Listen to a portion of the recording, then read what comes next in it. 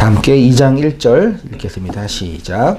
오순절 날이 이미 이르매 그들이 다같이 한 곳에 모였더니 호련히 하늘로부터 급하고 강한 바람 같은 소리가 있어 그들이 앉은 온 집에 가득하며 마치 불의 혀처럼 갈라지는 것들이 그들에게 보여 각 사람 위에 하나씩 임하여 있더니 그들이 다 성령의 충만함을 받고 성령이 말하게 하심을 따라 다른 언어들로 말하기를 시작하니라. 아멘. 사도행전 6번째 시간이 벌써 됐네요. 호련히 하늘로부터 급하고 강한 바람 같은 소리라는 제목으로 말씀을 상고하고요. 지난주가 24년 마지막 예배였고 설교였고요. 오늘이 25년 횟수로 큰 의미는 없겠지만 소위 말해 신년 감사 예배를 드려야 되는 절기이죠. 그래서 지난주 설교 들으셨죠?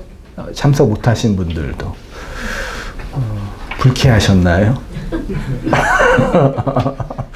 누가 그러더라고. 어떻게 연애 1년의 마지막 설교를 이렇게 창자가 터지고 흘러나오고 피가 낭자하는 그런 설교를 해가지고 우리를 힘들게 하냐고. 다 이렇게 축복의 말씀을, 위로의 말씀을, 권면의 말씀을 하는데 왜 굳이 그 연 마지막에 그 말씀을 하냐고 제가 말씀의 핍박을 많이 받았습니다. 그렇지만 혹시 또 그런 분들이 설교 듣는 온단계 설교 듣는 분들은 그런 분들은 안 계시죠? 반성을 해야 되나 했는데 내용으로 잘 이해하셔서 하면 좋고요. 강의 설교자니까요. 설교 원문이 이끄는 대로 설교하는 거니까 어쩔 수 없이 하고, 사실 그게 겉으로 볼 때는 좀 이렇게 좀 혐오스러운 표현이지만 영적으로 내용적으로 보면은 아주 중요한 거죠. 우리의 심령 깊은 곳에서부터 하나님께서 말씀하시는 내용들이 있어야지만 우리가 이 율법의 세상과 바벨론의 세상, 바벨론의 교회에서 율법의 지옥에서 나올 수가 있는 거예요. 그만큼 우리의 죄와 이 인간들이 만들어 놓은 구조적 악이 그렇게 어마무시하게 강력한 거거든요. 가령 이 묵시복음을 나누는 지체들이 그런 얘기를 하잖아요. 사람들이 말씀을 몰라가지고 그런 왜곡된 구조와 왜곡된 악 속에 갇혀 있는 거냐라고 말하는데, 이 인간이 개인적으로 볼 때는 악해요, 착해요? 한 사람의 인간을 그 사람의 인생 전체로 인간적으로 볼 때는, 도덕적으로 평가할 땐 그 사람이 착해요, 악해요, 나빠요, 좋아요, 이렇게 평가한다면 어떻게 평가할 수 있겠어요? 사람을 죽인 사형수도, 사람을 죽인 살인자도 그를 낳은 엄마가 그를 볼 때는 착해요, 나빠요? 착하죠. 그거는 이제 좀 극단적인 예지만 인간의 한 개별자로 볼 때는 우리는 다 그 큰 문제 없는 것처럼 보이죠. 근데 그런 인간의 개별자, 인간의 개인적 욕망들이 모여 있는 집단 혹은 구조 안에 있을 때는 소위 말해 그 광기적 그런 게 일어나요. 그래서 개인이면은 도저히 할 수 없는 악한 일, 끔찍한 일들도 언제 그게 가능해요? 집단에 있을 때, 그 군중에 사로잡혀 있을 때는 그 일이 가능한 거예요. 역으로 다시 말하면 그런 구조적인 악과 죄악이 가득한 율법 아래의 세상에서 우리를 끄집어내시는 게 하나님의 사역이잖아요. 진리의 말씀의 사역이고, 그렇게 하기 위해서 그 진리를 건네주신 것이니 그 내용들을 그 마음으로 받아서 깨달으면 우리 안에 그 천지가 개벽하는, 땅이 흔들리는 거대한 그 경험을 하게 되는 거죠. 그만큼 우리 안에 있는 죄악과 인생들의 역사와 관습과 구조를 통해서 만들어 오는 악들이 그렇게 강력하다는 걸 시사하는 거죠. 그러니까 아무리 말씀을 전해도 사람이 변해야 안 변해요? 변하지 않는 것처럼 보이는 거예요. 우리 안에 있는 모습과 우리가 살고 있는 세상이 그런 구조이니까요. 뭐 하다가 잔소리처럼 얘기를 해버렸네요. 오늘은 이어서 2장 1절 이하부터 말씀을 상고해 볼게요. 지난주에 사도 베드로가 함께 기도하는 가운데 일어나가지고 설교라고 하기에는 그렇고 연설을 했죠. 어떤 연설을 해요? 가룟 유다가 이 일을 저버리고 떠났다. 그래서 11명의 사도가 됐으니 한 명을 더 채워야 된다. 그 중에 채워진 사도가 누구예요? 마띠아죠. 재미있는 거는 마띠아는 이 사도행전 1장에 나온 이후에는 등장하지 않아요. 그러니까 내용적으로 볼 때는 11사도였는데 그걸 뭘로 완성해야 돼요? 12로 완성을 해야죠. 그래야지만 누가 임하는 거예요? 말하자면 성령이 임하는 거예요. 그러니까 하나님의 성령이 완성이 안 되면 임하지 않는다. 그런 게 아니라 12로 완성이 되어 오순절날 성령이 임하는 것이니 당연히 앞에 12이 완성이 되는 그림이 그려지는 거라고 보여집니다. 1절을 다시 보시면 언제예요? 오순절날. 오순절이 무슨 절기인지 제가 설명해 드렸죠? 이름에, 요건 이름에라는 거는 오순절이 시간적으로 왔다라는 차원이 아니라 오순절로 심플레로 완성이 됐다. 채워졌다. 뭐 그런 뜻이에요. 그러니까 이제 무엇인가 완성이 됐다라는 차원이에요. 완성이 돼서 그들이 다 같이 한 곳에 모였더니 이렇게 표현하고 있습니다. 오순절과 관련된 말씀은 출애굽기와 신명기 있죠. 출애굽기 보세요. 제가 읽을게요. 모든 첫 태생은 다 내 것이며 내 가축의 모든 처음난 수컷인 소와 양도 다 그러하며 나귀의 첫 새끼는 어린 양으로 대속할 것이요 그렇게 하지 아니하려면 그 목을 꺾을 것이며 내 아들 중 장자는 다 대속할지며 빈손으로 내 얼굴을 보지 말지니라. 이게 무슨 얘기예요? 장자는 누구 거예요?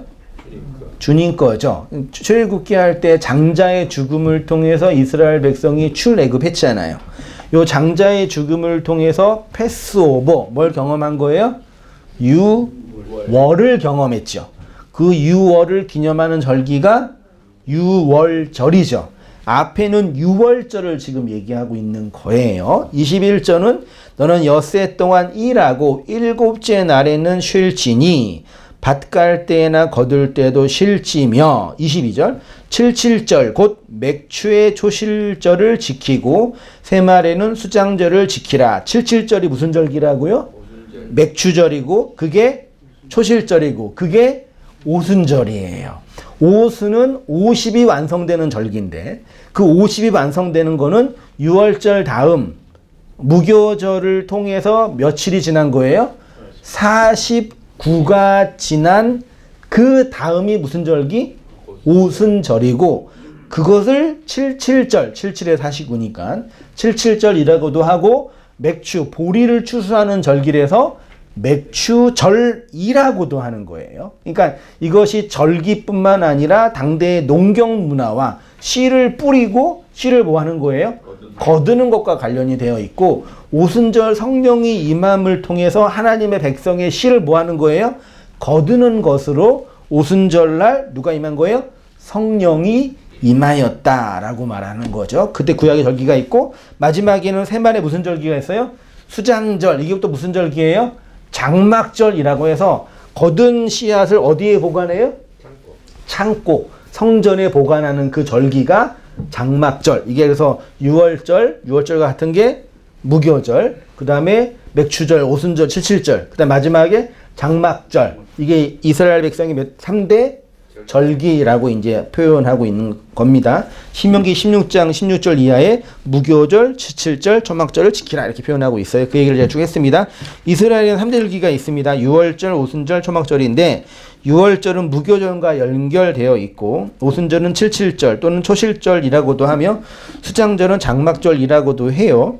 유월절은 어린 양의 희생을 통해서 10가지 재앙을 통과하고 홍해를 건너는 무슨 날이요? 구원의 날.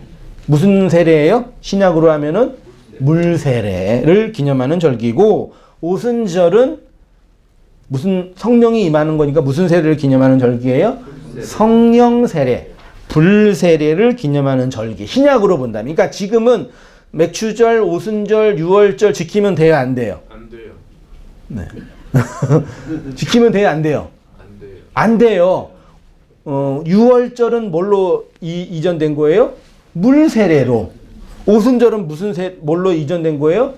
불세례로 확장된 거예요. 그러니까 지금은 물세례를 지켜야 돼, 굳이 말한다면은. 그리고 성령세례, 불세례를 지켜야 되지, 맥추절을 지키고 추수감사절을 지키는 거는 그런 이제 그 신학적으로 완성되지 못한 차원인 거죠. 그러니까 지키는 것을 좀 비판하는 차원이란 얘기가 뭐냐면, 그렇게 우리가 한 해 동안 하나님이 지켜주신 것에 감사합니다라는 그런 감사의 고백을 하는 것 자체를 제가 문제 삼는 것이 아니라, 그렇게 논리를 따라서 하는 행동의 이유가 뭐냐면, 신약에서 완성된 물세례와 불세례의 신학적 결론이 그네들에게 있다는 얘기, 없다는 얘기예요?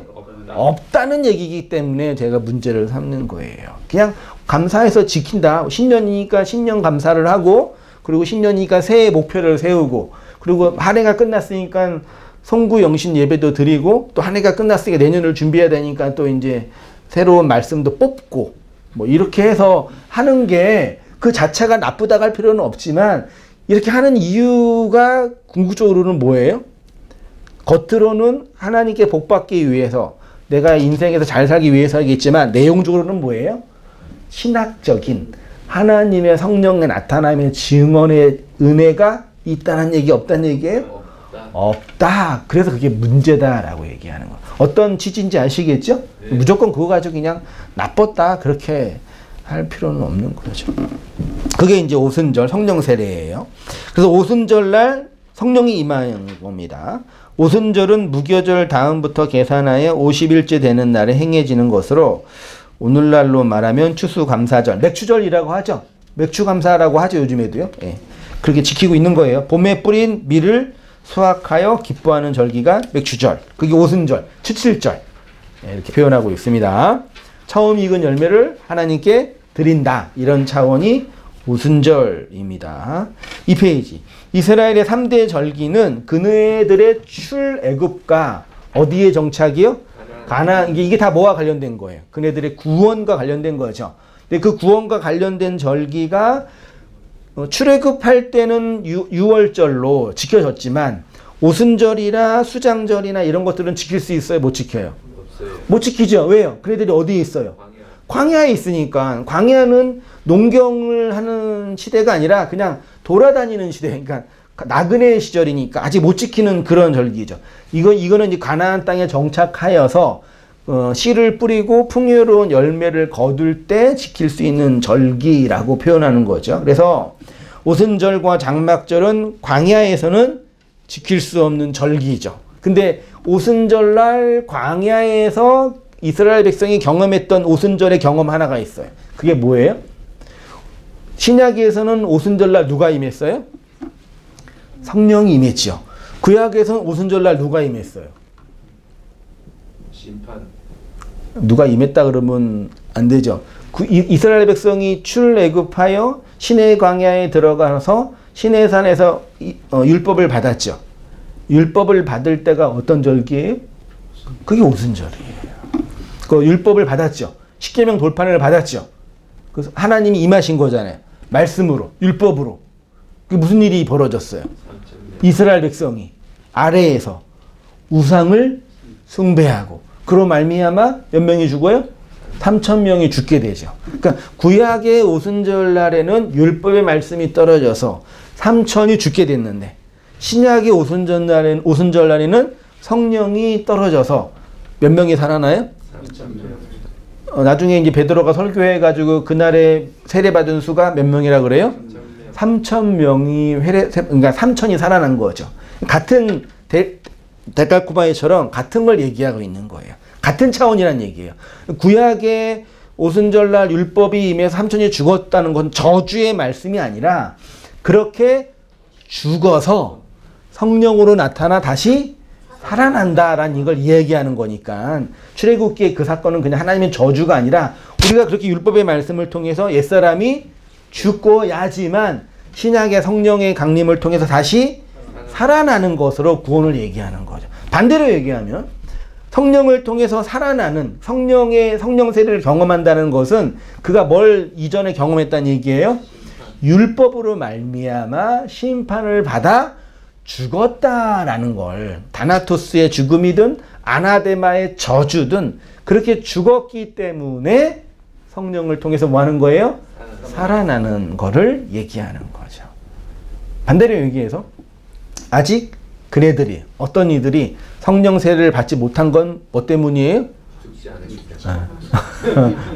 그렇게 그런 논리가 가능하다는 얘기예요. 근데 죽지 않았는데 성령 세례를 받는 분들이 있죠. 이해 안 되시나? 아직 죽지 않았는데 성령을 받는 분들이 가끔 계셔요. 성령 받아가 이렇게 후 하면 쓰러지고. 그런 분들 계시고 그 집회 보니까 장난이 아니고 머리 샥 집으니까 쓰러뜨고 막 이러고 난리도 아니던데. 어떻게 단정 지으세요? 진짜 성령이 임했으면 어떻게 하려고 그러세요? 그럼 이제 십자가의 그 죽음의 내용이 아직 그 안에서 나타나지 않았다라는 증표 중에 하나인 거죠. 그러니까 성령 세례와 죽음과 살아남이 함께 있는 거예요. 그리고 예수님이 오순절 성령 강림도 예수님이 죽었다가 부활하셔서 며칠 동안 세상에 돌아다니셨어요.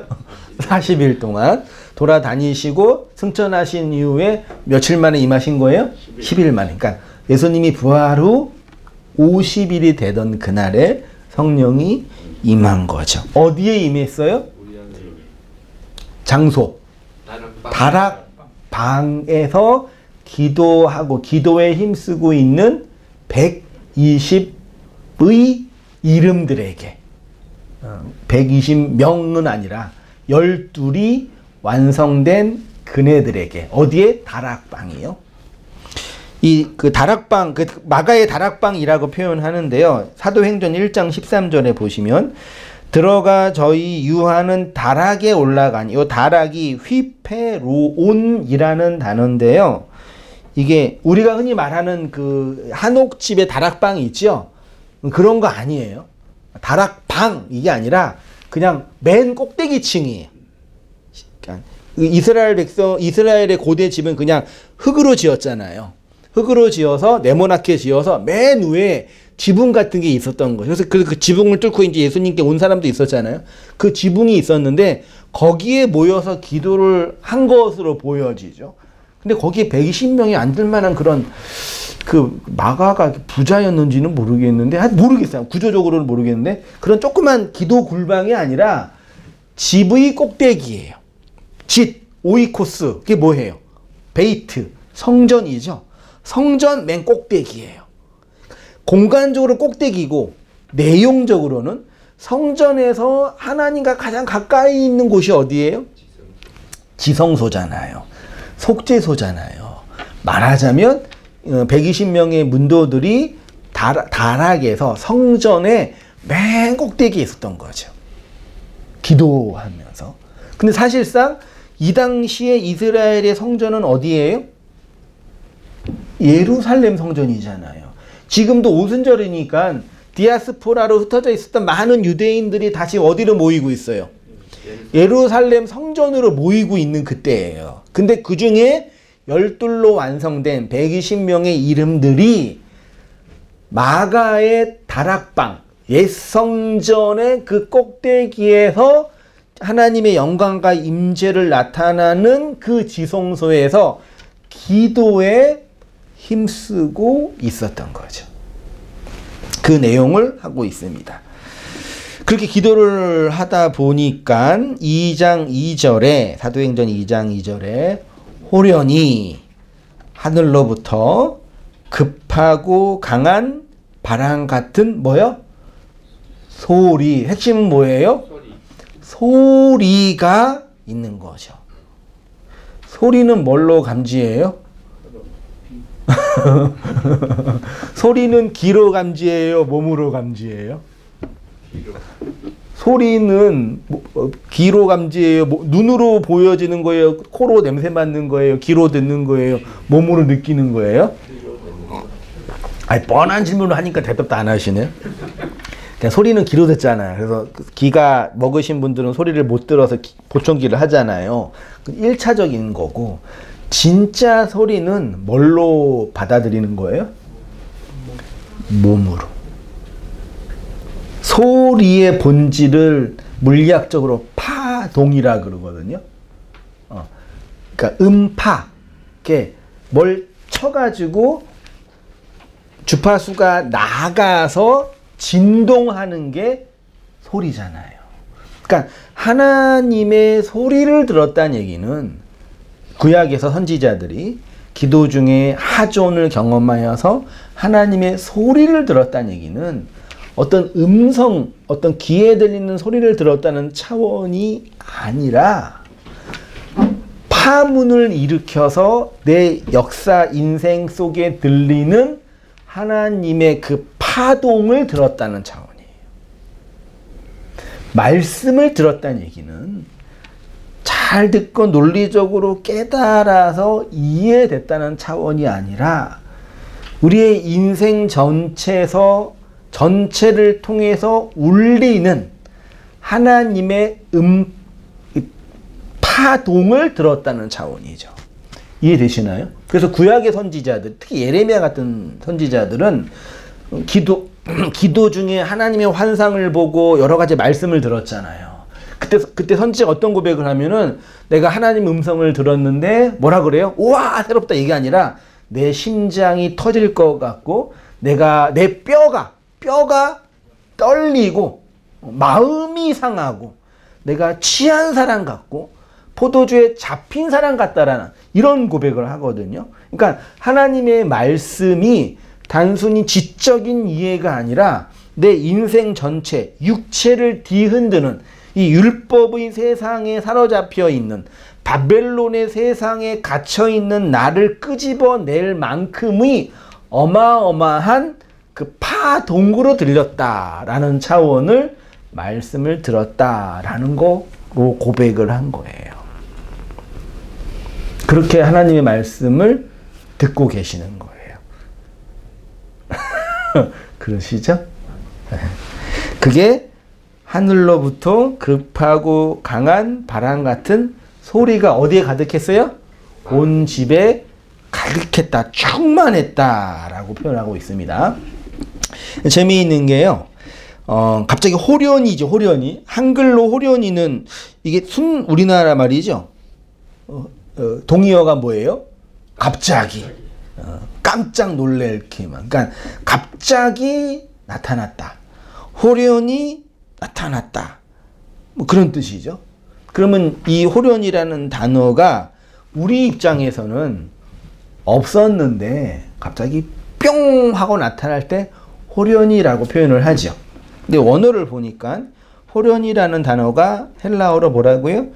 아프노예요. 아프노. 이 아프노라는 단어가 어디에서 왔냐라고 사전을 찾아보니까 파이노에서 왔어요. 파이노는 뜻이 뭐라고 되어 있어요? 빛나다. 빛이 비추다 라는 단어예요. 이상하죠? 물론 빛이 갑자기 확 비치면은 놀라니까 갑자기라고 표현하는데 빛이 빛나는 것이 호련히 나타나는 거예요.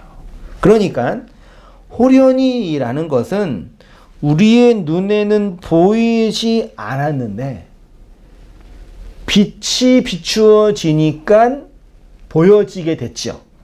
그는 갑자기 나타난 거예요? 원래 있었는데 보여진 거예요? 원래 있었는데 보여진 거죠. 그렇죠? 하나님의 일하심과 하나님의 말씀은 하나님이 갑자기 주시는 게 있어요, 없어요? 없어요. 하나님의 사역에서 갑자기 하시는 게 있어요, 없어요? 어우, 나 성령 줘야 되겠다. 얘네 기도하는 빡주 그러셨어요? 하나님은 갑자기 하시거나 막 급박하게 하시는 건 없잖아요. 하나님의 계획과 의도와 의지 안에서 펼쳐지는 거잖아요. 이미 나타났고 증거됐고 있는데 빛이 없어서 보지 못했는데 빛이 비추이니까 보여지죠. 그거를 우리가 어떻게 표현했다고요?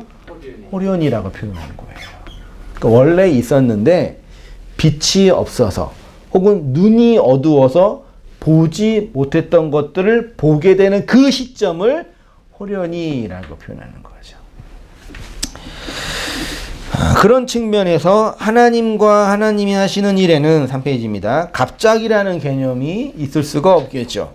우리가 생각하지 못하고 예상하지 못했던 일이 발생했을 때 갑자기라는 단어를 사용하지만 하나님의 입장에서는 갑자기 일어나는 일은 있을 수 없습니다. 우리에게는 갑자기 일어났다는 것은 원래 있었는데 빛이 없어서 우리 눈에 어두워서 보이지 않았던 것이 보이게 되는 차원을 호련히 아프노라는 단어로 표현하는 거죠. 이어서 호련히 하늘로부터 급하고 강한 바람 같은 뭐요? 소리가 가득했다고 합니다. 이는 하나님의 신적인 임재를 상징하는 것으로 가득하다는 것은 충만하다라는 것을 의미한대요. 바람 같은 소리가 집안에 가득하다는 것은 하나님의 신적인 임재, 즉 성령의 임재가 뭘로 난다고요? 소리로요. 그러니까 어떤 소리예요? 하는 그런 소리였겠어요? 모르겠습니다. 소리라는 단어를 보니까요, 여기 진동이래요. 한자로는 음파. 예? 음은 문자죠. 소리. 그러니까 음이라는 건 원래 문자가 그림으로 보여진 문자가 소리로 나타날 때 뭐가 돼요? 음이 되잖아요. 기록된 문자가 소리로 나타날 때 뭐가 된다고요? 음이 돼요. 근데 그 음이 뭘 일으킨다고요? 파동을 일으켜요. 이 파자가 물결파죠. 그러니까 기본적으로 뭐예요? 물을 치는 게 파동이잖아요. 이게 잔잔한 호숫가에 돌을 던지면 뭐가 일어나요? 파문이 일어난다 그러잖아요. 네. 팡 치면 이렇게 원형으로 푹 퍼지잖아요. 그게 파잖아요. 그러니까 문자의 소리가 하나님이 딱 치면 뭐가 일어난다고요? 파동이 일어난다고요. 그때 우리가 그 소리를 뭐해요? 듣는 거죠. 듣는데 그냥 인간이 들을 수 있는 그런 헤리츠로 듣는 거는 그냥 소리고 내용으로 듣는 게 뭐예요? 그게 진리예요.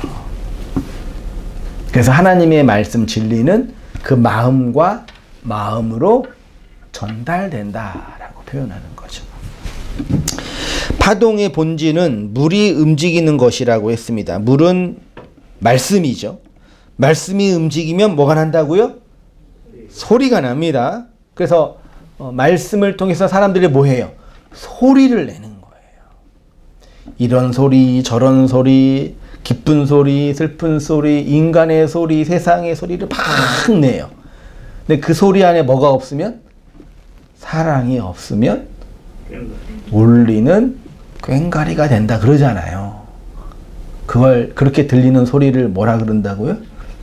그걸 방언이라고 한다고. 그래서 성령을 받은 제자들이 120분들이 뭐 했어요? 방언을 했다고 하는 거예요. 소리를 냈는데 그 소리는 누가 듣는 거예요? 나 말고 다른 사람이 소리를 듣는 거잖아요.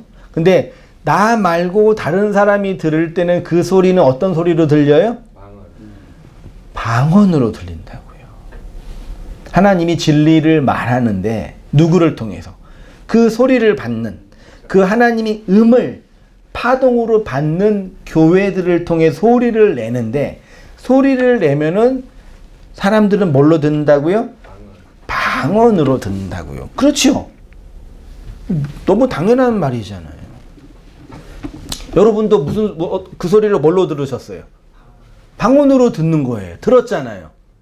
그래서 샬라샬라 하기도 랄랄랄라 하기도 하고 하여튼 들려요. 이렇게 들리는데 그 방언이 하나님의 진리를 못될 때, 해석될 때, 예언될 때 마음과 마음으로 들리는 진짜 파동이 되는 거죠.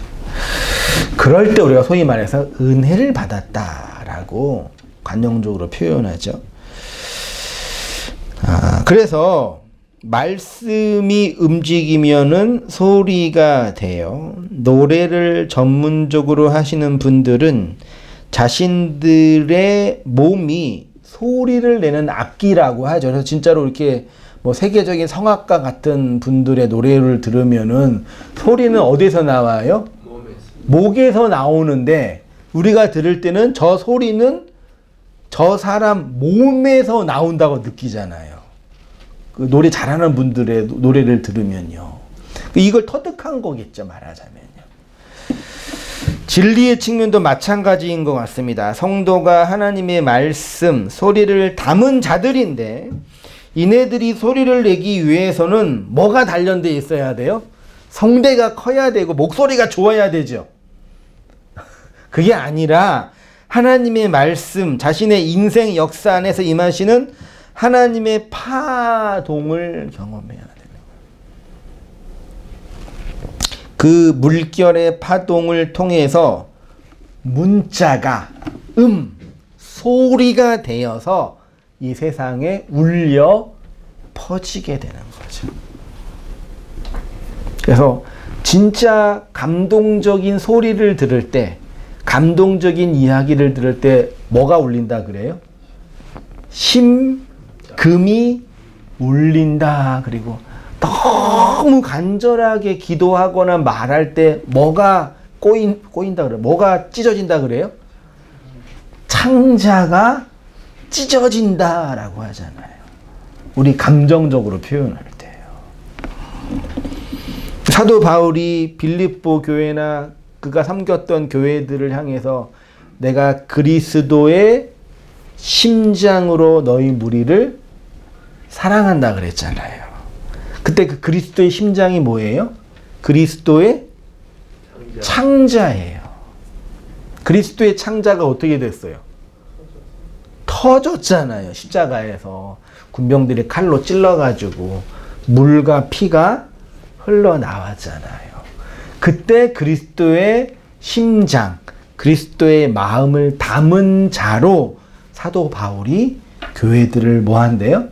사랑하고 사모하고 가르친다고 표현하는 거죠. 그렇게 주님이 우리 교회들을 심장으로 사랑한다라고 말하고 있는 거죠. 사도 바울이 그리스도의 복음의 소리를 낼 수 있었던 이유가 바로 그 안에 그리스도의 심장, 창자가 있었기 때문일 것입니다. 그의 인생을 통해서 울리는 하나님의 소리를 통해서 복음의 진리가 전파된 거죠. 그러니까 지금 마가의 다락방 안에서 가득한 바람과 같은 소리가 바로 이러한 하나님의 말씀이 파동에 의해서 가득하게 된 거죠. 이는 옛 성전으로서의 집이 하나님의 소리가 가득한 곳이 되었다라는 차원이고, 이 소리를 통해서 이후에 베드로가 설교를 함으로 몇 명이 살아난다고요? 3,000이 살아나게 되죠. 아까 말씀드린 것처럼 사도행전 2장 41절에 그 말을 받은 사람들은 세례를 받음에 이날의 신도의 수가 3,000이 더하더라. 그러니까 보세요. 온도 좀만 내려주시겠어요? 보세요. 그 성령 세례를 통해서 변한 사람의 대표적인 사람이 누구예요? 그 전과 이후에 성령을 받아가지고 변한 사람의 대표가 베드로잖아요. 그렇죠? 베드로가 뭐가 변했어요? 성격이 변했어요? 성품이 변했어요? 도덕성이 변했어요? 변한 게 뭐예요? 말빨이 세신 말빨이, 그러니까 겉으로 볼 때 말빨이고 내용적으로 볼 때는 신금을 울리는 말을 한 거예요. 우리도 마찬가지라니까. 그러니까 우리가 베드로처럼 설교를 해야 한다 그 차원이 아니라 그렇게 하나님의 말씀이 우리의 심령, 마음 안에 깊이 임하는 것을 성령이 임했다라고 표현하는 거죠. 출애굽기 32장 28절에 레위 자손이 모세의 말대로 행하매 이날의 백성 중에 3,000명 가량이 죽임을 누가 죽였어요? 레위가. 레위 자손이 뭘로? 칼로. 말씀의 칼로. 율법의 말씀으로 죽은 자들이 지금 베드로 설교를 또 살아난 거죠. 자, 구약에서는 하나님의 말씀, 돌에 새겨진 율법의 말씀이 선포되니까 자신들이 우상을 숭배하는 자라는 것이 폭로가 되었고 그들이 레위 자손 즉 율법에 의해서 죽음을 당하게 된 겁니다. 옛사람이 죽은 거죠. 율법의 말씀은 죽이는 말씀인데 성령의 말씀 즉 영으로 선포되는 진리의 말씀은 그 삼천을 다시 뭐 하는 거예요? 살려내는 말씀이 되는 거죠. 죽었다가 살아나는 겁니다. 자, 사도행전 2장 3절과 4절은 한번 같이 한 번 더 읽어보겠습니다. 시작. 마치 불의 엿처럼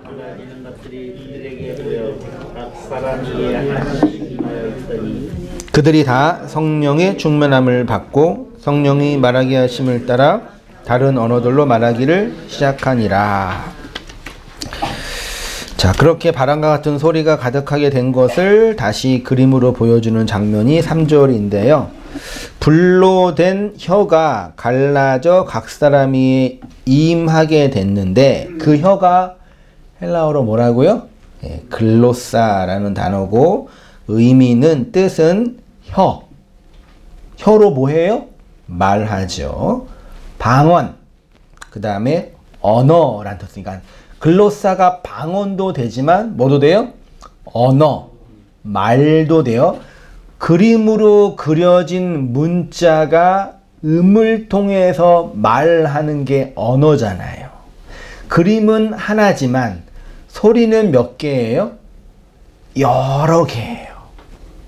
왜냐하면 그 소리는 그 시대와 상황에 따라서 다르게 나타나기도 하니까요. 말할 수 있는 신체 기관으로서의 혀를 의미할 뿐만 아니라 말 자체, 언어 자체를 글로사라고 합니다. 이는 이제 이들이 하늘에서 내려오는 언어, 하나님의 말을 받게 되었다라는 것이요. 이것도 구약에서 바벨탑 사건에 대한 데칼코마이죠. 바벨탑 사건은 뭐예요? 이네들이 같은 언어를 쓰니까 하나님이 그들의 언어를 뭐예요? 쳐서 그네들을 흩은 거죠. 그 구약에서는 흩었어요. 성령을 통해서 뭐 한 거예요? 모여진 거예요. 율법의 세상에 흩어져 있는 자들이 그 말씀을 통해서 뭐 하는 거예요? 모여진 거예요. 그걸 생명이라고 표현하는 거예요. 그렇게 말을 받게 되니까 성령이 말하게 하심을 따라 한글 본문에는 어떻게 표현되어 있냐면은 말하게 하심을 따라 성령이 말로 디도미 넘겨줌을 따라 다른 언어들로 말하기를 시작한다. 다른 언어들로 말하기를 시작한다. 요거를 모든 한글 성경은 이전 한글 성경 다 뭘로 번역을 했냐면은 방언으로 번역을 했습니다. 방언. 방언이라는 단어를 국어사전, 한글 표준 국어사전을 찾아보니까 뜻이 세 가지가 돼 있어요. 첫째는 한 언어에서 사용되는 지역, 사회 계층에 따라 분화된 말, 그러니까 언어적 사회 계층에 따라서 각각 사용되는 말을 뭐라 그런다고요? 그걸 방언이라 그러고 또 하나는 한 지방에서만 쓰는 말, 표준어랑 반대되는 거. 이해되시죠? 요거는. 그다음 3번 보세요. 기독교 신학의 신약시대에 성령에 힘입어 제자들이 자기도 모르는 뭐라고 표현하면 제자들이 자기도 모르는 외국말을 하여 이방인을 놀라게 한 말. 요건 사도행전 이 말씀을 근거로 한 얘기예요. 한 말을 방언이라 그러고 어디에서 정의한 거예요 이게? 국어사전에서요. 켜주세요. 더워요. 추워요. 또는 황홀 상태에서 성령에 의하여 말해진다는 내용을 알 수 없는 말을 뭐라 그런다고요? 지금 3번에서 이게 국어사전에서 표현된 것은 기독교에서 말하는 것을 그대로 차용한 거거든요. 핵심은 뭐예요? 방언은, 글로사는 성령에 의해서 황홀경에 의해서 어떤 말을 하는데 그 말을 못 알아먹는 것을 뭐라 그런다고요? 방언이라고 그런 거예요. 이거를 대중들이 보통 지금 학계에서 인정되고 있는 말이에요. 물론 사도행전 본문을 통해서 사도들이 방언을 할 때 주위에 있는 사람 쟤네가 뭐 하는 거야 지금? 쟤네 갈릴리 사람들인데 갑자기 외국어를 이렇게 했으니까 아마 사도들이 성령을 받아서 방언을 할 때는 그 당시에 디아스포라 유대인들을 향해 말을 해야 되잖아요. 그러니까 이게 신학적으로 볼 때요. 사도행전 2장에서 성령이 임해서 이들이 방언을 해야 할 수밖에 없었던 이유는 뭐냐면 디아스포라 유대인들, 혈통은 유대인이지만 언어는 지금 무슨 언어를 써요? 다른 언어를 다 쓰고 있는 거예요. 당시에 흩어져 있는 이방인들의 모든 언어, 메데파사나 아시아의 언어나 모든 언어를 쓰기 때문에 이네들에게 복음을 전해야 되니까 이네들이 이해할 수 있는 말을 해야 된 거예요. 그래서 아마도 사도들이 성령을 받아서 방언을 할 때 그 방언을 이해했던 자들이 뭘 들었어요? 하나님의 말씀을 들었어요. 하나님의 큰 일을 한다 그랬잖아요. 그러니까 120명의 제자들이 각각 다른 언어로 얘기한 거예요. 오늘날로 말하면 120명이 모였는데 한 사람은 일본어, 한 사람은 중국어, 한 사람은 영어, 한 사람은 아랍어를 했어요. 말을 했단 말이에요. 그러면 어떻게 돼요? 그 말을 들었던 사람도 어떻게 돼요? 그 말을 이해했던 것으로 어떻게 하는 거예요? 들을 거 아니에요. 그때 하나님의 말씀을, 진리를 이해한 거예요. 그래서 그네들이 예루살렘으로 모여서 공동생활을 한 거고 나중에 박해가 있었을 때 자신들이 있었던 지역으로 다 어떻게 된 거예요? 흩어진 거예요. 각각의 지역으로. 흩어져서 사도 바울이 흩어진 교회를 향해서 지역을 다니면서 뭐 했어요? 설교하면서 교회를 세워서 그로 말미암아 초대 교회가 아시아 지역에 세워진 거죠. 이건 신학적으로 매우 중요한 게 그렇지 않았으면 그리스도교는 유대교회에 의해서 더 이상 성장하지 못했던 거예요. 이게 어떤 의미에서는 교회 성장의 핵심인 거죠. 진리를 말하고 그 진리를 그 내용으로 이해한 자들이 모이는 것. 그게 교회인 거예요. 그러니까 늘 말씀드렸지만 신비적인 교회에서 말하는 우리가 이해하지도 못했던 그런 소위 말하면 샬라샬라 같은 거나 랄랄랄라 같은 이런 것들은 아주 진짜 그 저질적인 거예요. 그렇게 기도하면 안 돼요. 실제로 저도 신학교 때 그 기도실에서 먹고 자고 기도하면서 옆에 그 기도하는 많은 신학생들이 있으니까 방언으로 기도하는 분 많이 있잖아요. 있는데 진짜 영어로 막 기도를 하더라고. 진짜. 그리고 어떤 분은 일본어로 막 기도하더라고요. 모르겠어요. 저는 그 옥들이 모르겠는데. 그러니까 이게 포린 랭귀지니까 단어적으로는 성령 받으면 외국어 이게 마스터가 될까? 모르겠는데 하여튼 이건 모르겠어요. 이건 미지의 영역이니까 그분이 엉터리로 하는지는 잘 모르겠는데 실제로 외국어를 하는 분들도 있어요. 제가 들었으니까 실제로. 그런 분도 계시고 그런 것들은 모르겠어요. 그거는 차치하고 다만 할렐루야 거꾸로 해서 랄랄랄라 한다든지 샤샤샤샤 되면 별 그지 같은 게 다 있단 말이에요. 진짜. 그런 것들은 아주 저질적인 거예요. 왜냐면 이렇게 우리가 그런 식의 말을 하게 되면은 신학적인 감정적인 황홀을 느끼거든요. 그건 분명한 사실인 것 같아요. 근데 그거는 너무 저질적인 거예요. 그렇게 하는 거 뭐 악하다 이렇게 말하지는 필요는 없겠지만 그렇게 기도하면 안 돼요. 차라리 그냥 조용히 묵상을 한다든지 자기 언어로 독백을 한다든지 성경을 묵상한다든지 진리를 설교를 듣는 그게 낫지. 그건 되게 자기를 고착화하고 인문학적으로 말하면 왜곡된 편향을 더 강화시키는 거예요. 정치적인 용어뿐만 아니라 이거는 종교적인 용어도 가능해요. 내가 어떤 한 일에 몰입해서 그 일을 집중한다는 것은 되게 좋은 의미가 될 수 있죠. 그 일에 헌신하고 집중한다는 건. 근데 그게 잘못되면은 종교적인 확증 편향에 사로잡혀서 내가 느끼고 내가 깨닫고 내가 본 게 전부 다인 줄 알게 돼요. 이 종교가 무서운 게 이 지점이거든요. 그러니까 이 세상에 진리가 이끌고 주는 게 아니라 제일 중요한 건 뭐예요? 내가 본 거.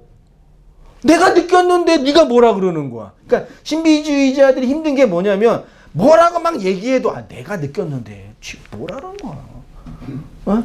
내가 봤는데. 그러니까 진리 체계와 인식 체계가 어디에 있는 거예요? 자기 중심에 있단 말이에요. 그 자기 중심에 있으면 내가 봤는데 잘못 본 거라면 이거 큰일 나는 거잖아요. 내가 환상을 봤거든요. 봤어. 근데 그게 혹시 잘못 본 거라면 어떻게 할 거예요? 대박이 아니라 쪽박이잖아요.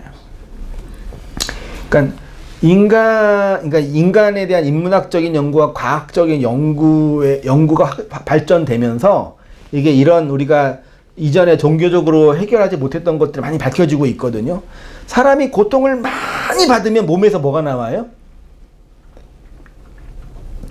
엔돌핀, 도파민, 아무튼 고통을 억제하는 호르몬이 있다. 이름이 기억 안 나는데 고통을 많이 받으면 그 고통과 대항하는 그 좋은 호르몬, 그 마약과 같은 뭐라고 해요? 몰핀 같은 그런 호르몬이 몸에서 막 나온대요. 그래서 그 고행 속에서 일시적이고 어떤 내용적인 쾌락을 느낀대요. 과학적으로 입증됐어요. 그러니까 이 고행하는 분들 있잖아요. 이런 분들이 그런 지점이 있을 것 같아요. 고행하는 분들이 가끔 이렇게 뉴스에 보면 이렇게 죽었다가 천국을 보고 오신 분들 있잖아요. 내가 잠깐 죽었는데 내 이 육체 위에 내가 떠 있는 걸 보고 막 뭐 천국의 하얀 빛을 보고 그런 분들이 있잖아요. 실제로 임종 직전에 우리의 몸이 죽을 때는 가장 큰 고통일 거 아니에요. 그 육체적인 고통을 견딜 수 있게 하는 그런 호르몬, 마약 같은 호르몬이 확 나온대요. 그때 그런 환상을 본대요. 그렇게 하면은 죽기 직전에 천국을 본 사람들이 본 그 천국은 그런 차원일 가능성이 많이 있는 거예요.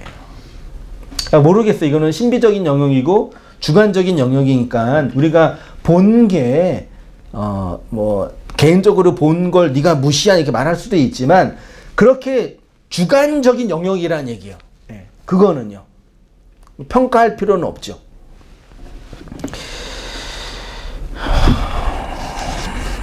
그렇지만 그렇게 뭐 종교적인 탐욕에 의해서 나오는 그런 왜곡된 그런 언어들은 너무 저질적인 거예요. 그런 건 방언이 아예 아니에요. 다른 종교에서 나온 주문들 네, 그런 거죠. 뭐 주문 같은 것이 반복되면 그런 게 되는 거니까요. 설명이 되죠. 그래서 이 방언은 반드시 뭐랑 연결돼야 되냐면 예언과 연결되는 거죠.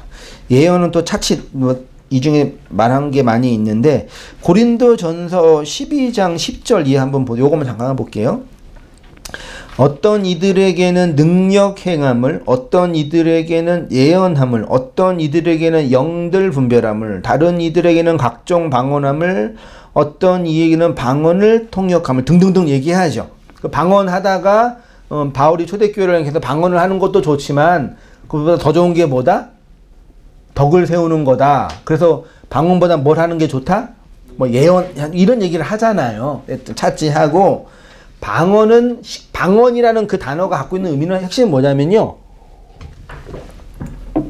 말을 하는데 이해하지 못하면 뭐가 돼요? 그게 방언이에요. 그러니까 말이 들리는데 그 소리가 파동으로 내 마음의 양식으로 울리지 않으면 그게 뭐가 돼요? 방언이에요. 결론 이게 핵심이란 말이에요. 됐죠? 그래서 하나님의 모든 말씀은 다 뭐예요? 성경의 모든 말씀은 다 뭐예요?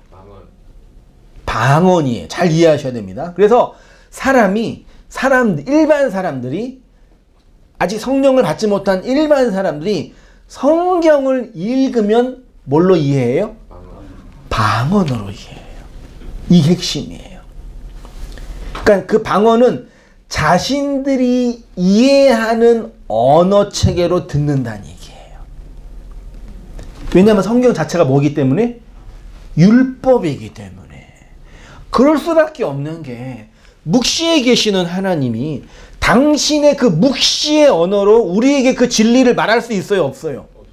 묵시의 언어가 이 땅에 내려와 진리가 될 때는 이미 그 언어는 타락한 언어예요.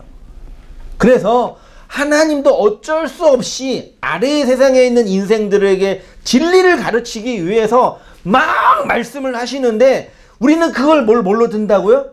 다 방언으로 듣는 거예요. 그래서 제자들이 방언을 말한 거라니까요. 근데 하나님께서 성령을 통해서 그 들리지 않았던, 이해할 수 없었던 그 방언을 뭐 해줘요? 해석해줘요.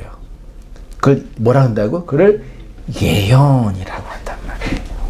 그래서 계시록에 가면은 이 예언의 말씀을 읽는 자, 듣는 자, 말하는 자가 뭐예요? 말씀을 읽는 자가 복 있다 하지 않고 이 예언의 말, 그것도 오해하죠. 사도 계시록의 말씀이라고 하니까 예언이라고 해서 앞으로 이루어질 말씀이라고 또 착각하겠네요. 성경에 말하는 예언은 앞으로 이루어질 그 시간적인 앞의 것이에요, 아니에요? 그런 거 하나도 없어요. 제발 속지 마세요. 제발. 앞으로 무슨 일이 일어날지는 우리는 예측은 가능하죠. 네, 앞으로 우리는 예배가 끝나고 집으로 갈 거예요. 예측은 가능해요. 땅이 젖어가지고 신발이 젖을 거예요. 예측은 가능해요. 그는 과학적인 예측이라고요. 예측의 영역, 통계의 영역이라고요. 전보거나 앞으로 되는 거는 그냥 과거의 통계, 그게 그 전보는 그걸 뭐라 그래? 주역이라 그러죠? 주역은 오랜 인간들이 오랜 데이터를 모아가지고 그 데이터를 통합한 게 주역이잖아요. 그 데이터를 모아서 통계한 걸 이렇게 해가지고 태어난 날짜 뭐 해가지고 되게 신비롭게 만든 걸 전보라는 건 다 그런 차원인 거예요. 그러니까 우리의 미래는 어느 정도 예측이 가능해요, 불가능해요? 가능해요. 가능하죠. 그래서 우울하잖아요. 앞으로 나는 머리가 더 빠질 거고. 이거는 예언의 영역에 예측의 영역이에요. 그런 거라고요. 그 인간의 삶도 마찬가지예요. 앞으로 우리가 가는 인생을 보면은 지금보다 더 행복할까요? 불행할까요? 우리 인생이. 다시. 우리 앞으로 인생이 지금보다 더 편리할까요? 불편할까요? 편리하죠. 과학 문명이 발전하니까. 외적으로는 편리하지만 내적으로는 불편하겠죠. 왜냐하면 적응을 못할 때가 있으니까요. 그건 예측의 영역이고요. 예언은 앞으로 일어날 일이 미리 본다 이게 아니라 율법으로 증거된 말씀이 진리를 통해서 해석이 된다. 이걸 좀 확장하면은 내 인생 전체 영역과 다 설명이 되는 거죠. 나의 삶, 나의 이 직장 생활, 나의 고단스러운 인생 해석이 돼요, 안 돼요? 안 될 때가 있잖아요. 내가 왜 이런 고난을 당해야 되지? 내가 왜 이런 아픔을 겪어야 되지? 내가 왜 이런 관계의 어려움 때문에 스트레스를 받아야 돼? 이럴 때 있죠. 그래서 그런 거 어려움을 당할 때 누구한테 핑계를 대요? 너 때문이야. 쟤 때문이야. 얘 때문에 이러잖아요.